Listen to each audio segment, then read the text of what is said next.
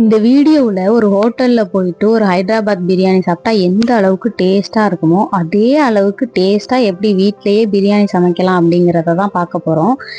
இந்த பிரியாணி செய்கிறதுக்கு எந்த அளவு தண்ணி ஊற்றணும், எப்படி தம் போடணும், இந்த மாதிரி எந்த பிரச்சனையுமே இல்லாமல் ஈஸியாக சிம்பிளாக டேஸ்ட்டாக எப்படி சமைக்கலாங்கிறத பார்க்கலாம்.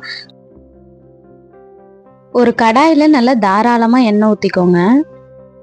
நான் என்ன பண்ணியிருக்கேன்னா 3 பெரிய சைஸ் வெங்காயத்தை நல்லா பொடியாக கட் பண்ணி வச்சுருக்கேன். அதை எண்ணெயில் போட்டு நல்லா பொன்னிறமாக ஆகிற அளவுக்கு பொரிச்சு எடுத்துக்கலாம். ரொம்ப பெரிய வெங்காயமாக இருக்குது அப்படின்னா ஒரு 2 வெங்காயம் கூட நீங்கள் யூஸ் பண்ணிக்கலாம். இப்போ பாருங்கள் நல்லா பொரிஞ்சிடுச்சு. இந்த அளவுக்கு வந்ததும் நம்ம எடுத்துடலாம்.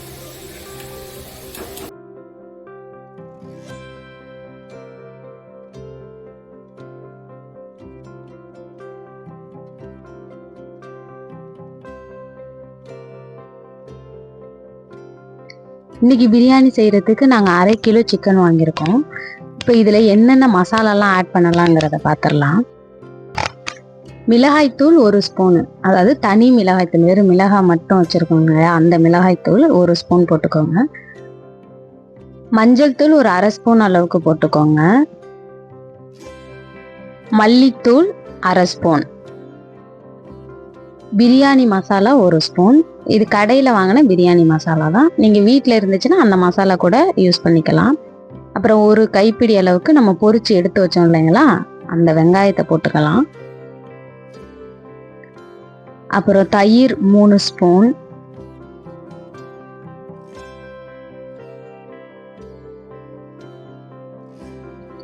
அடுத்ததாக கொத்தமல்லியும் புதினாவும் ஆட் பண்ணணும். ஒரு 1/2 கைப்பிடி அளவுக்கு கொத்தமல்லியும் 1/2 கைப்பிடி அளவுக்கு புதினாவும் சேர்த்துக்கோங்க. 1/2 ஸ்பூன் இஞ்சி பூண்டு பேஸ்ட்டு.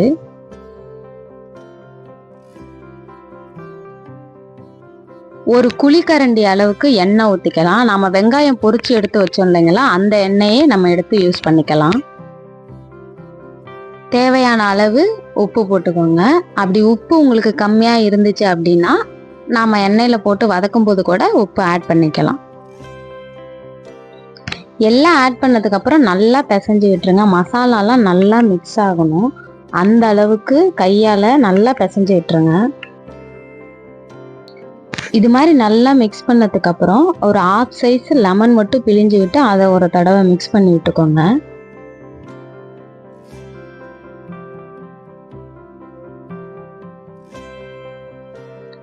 லாஸ்ட்டாக ஒரு பழுத்த மீடியம் சைஸ் தக்காளி ஆட் பண்ணிக்கோங்க. அதை நல்லா உங்கள் கையாலேயே பிழிஞ்சு நல்லா மிக்ஸ் பண்ணி விட்டுருங்க. இது மிக்ஸ் பண்ணதுக்கு அப்புறம் ஒரு மூடி போட்டு 1/2 மணிலேருந்து 1 மணி நேரம் வரைக்கும் நல்லா ஊற வச்சுருங்க. எந்த அளவுக்கு ஊறுதோ அந்த அளவுக்கு நமக்கு டேஸ்ட்டும் நல்லாயிருக்கும். இது ஊறுறதுக்கு மட்டும்தான் நமக்கு டைம் எடுக்கும், மற்றபடி பிரியாணி குயிக்காக செஞ்சிடலாம். சிக்கன் நல்லா ஊறிடுச்சு. இப்போ நம்ம பிரியாணி செய்ய ஸ்டார்ட் பண்ணிடலாம். ஒரு சட்டியில் எண்ணெய் ஊற்றிடலாம். அதில் பட்டை, ஏலக்காய், கிராம்பு, சீரகம் எல்லாம் நான் என்ன அளவு கொடுத்துருக்கேனோ அந்த அளவுக்கு போட்டுக்கோங்க.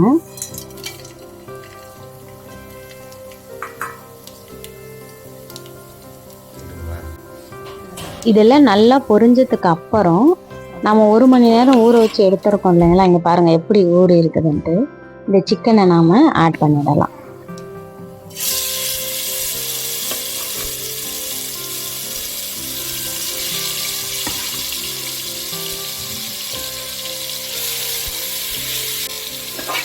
இப்போ சிக்கனை நல்லா கிளறி விட்டு மூடி போட்டு லோ ஃப்ளேமில் வேக வச்சுக்கோங்க. இடையில ஓப்பன் பண்ணி அடி பிடிக்காத அளவுக்கு கிளறி விட்டால் மட்டும் போதும். உங்களுக்கு ஒரு வேளை உப்பு பத்தலை அப்படின்னா இந்த ஸ்டேஜில் நீங்கள் செக் பண்ணி பாருங்கள். உப்பு பத்தலை அப்படின்னா உப்பு ஆட் பண்ணிக்கோங்க.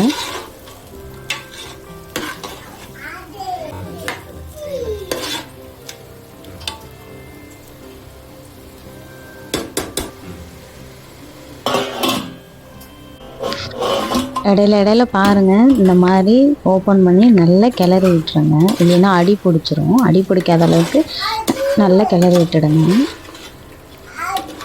இது ஒரு சைடு வந்துட்டே இருக்கட்டும். நாம் இன்னொரு அடுப்பில் சாதம் ரெடி பண்ணிடலாம். இப்போ நம்ம சாதம் ரெடி பண்ணிக்கலாம். சாதம் ரெடி பண்ணுறதுக்கு என்ன பண்ணணும் அப்படின்னா, ஒரு குண்டானில் தண்ணி வச்சு தண்ணி ஓரளவு சூடானதுக்கு அப்புறமா ஒரு 3 பிரிஞ்சி இலை, ஒரு 3 பட்டை, 3 கிராம்பு, 3 ஏலக்காய் இதெல்லாம் தண்ணியில் ஆட் பண்ணிக்கலாம். இது கூடவே ஒரு கைப்பிடி அளவு கொத்தமல்லியும் புதினாவும் சேர்த்துக்கலாம். அரை லெமனை இந்த மாதிரி 4ஆ கட் பண்ணி போட்டுக்கலாம். சாதத்துக்கு தேவையான அளவுக்கு உப்பு சேர்த்துக்கலாம். இது எல்லாம் போட்டு தண்ணி நல்லா கொதிச்சதுக்கு அப்புறம் இதுல உள்ள எல்லாத்தையுமே நாம வடிகட்டி எடுத்துடணும். பாருங்க, இந்த மாதிரி நல்லா எல்லாத்தையுமே எடுத்துருங்க, ஒரு இலை கூட விடாம. நாங்க 1/2 கிலோ சிக்கனுக்கு 3/4 கிலோ பாஸ்மதி ரைஸை 1/2 மணி நேரம் ஊற வச்சு எடுத்திருக்கோம். அதை இந்த தண்ணியில் ஆட் பண்ணி வேக வச்சு எடுத்துக்கலாம். ரைஸு ஒரு 80% அளவுக்கு குக் ஆனாலே போதும் நமக்கு. பாருங்க, சிக்கன் நல்லா வெந்துருச்சு. இந்த ஸ்டேஜில் நம்ம தம் போட்டோம்னா கரெக்டாக இருக்கும். நம்ம சாதம் வேக வச்சுருக்கோம் இல்லைங்களா, அதை நல்லா வடிச்சிட்டு இப்போ தம் போட போகிறோம். இந்த ஸ்டேஜில் நம்ம அடுப்பெல்லாம் ஆஃப் பண்ணிடணும். ஆஃப் பண்ணிவிட்டு இங்கே பாருங்கள், இந்த மாதிரி சாதத்தை வடித்து இந்த சிக்கன் மேலே போட்டுட வேண்டியது தான். தம் போட்டுட்டா 10 நிமிஷத்தில் நமக்கு பிரியாணி ரெடி ஆகிடும். அடுப்பெல்லாம் ஆன் பண்ணக்கூடாது, அடுப்பை ஆஃப் பண்ணிடணும்.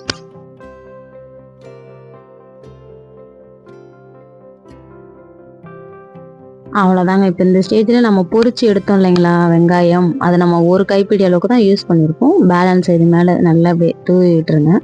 அப்புறம் கொஞ்சம் கொத்தமல்லி, புதினா தூவி விட்டுட்டு ஒரு மூடி போட்டுட்டு மேலே ஏதாவது வைட்டு வச்சுருங்க. அவ்வளோதாங்க. 20 நிமிஷம் விட்டு நம்ம ஓப்பன் பண்ணோம் அப்படின்னா நமக்கு சூப்பரான ஹைதராபாத் பிரியாணி ரெடி ஆகிடும். இப்போ நாம தம் போட்டு 20 நிமிஷம் ஆயிடுச்சு. இப்போ பிரியாணி எப்படி இருக்குன்னு பார்க்கலாம். இப்போ பொறுமையா கிளறி விடுங்க.